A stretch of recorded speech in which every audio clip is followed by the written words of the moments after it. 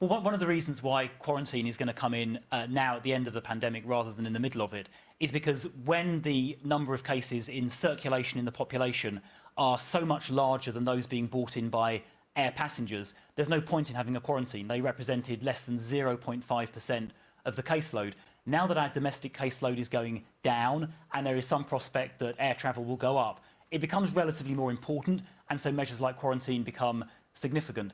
But on the general response, I mean, there are so many things that people said would go wrong that have been actually handled very well. For example, about 8 weeks ago, people said we'd run out of ventilators. In fact, we've got 13,000 ventilators, and never more than half of them have been in use.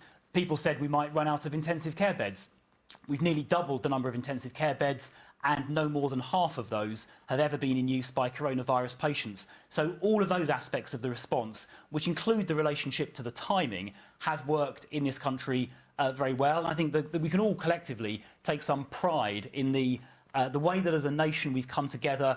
We've worked together on this lockdown. It's been difficult. It's been difficult for children, for families, for people at work, for the arts sector, for older people. It's been tough for all of us. But we've worked together. We've been disciplined.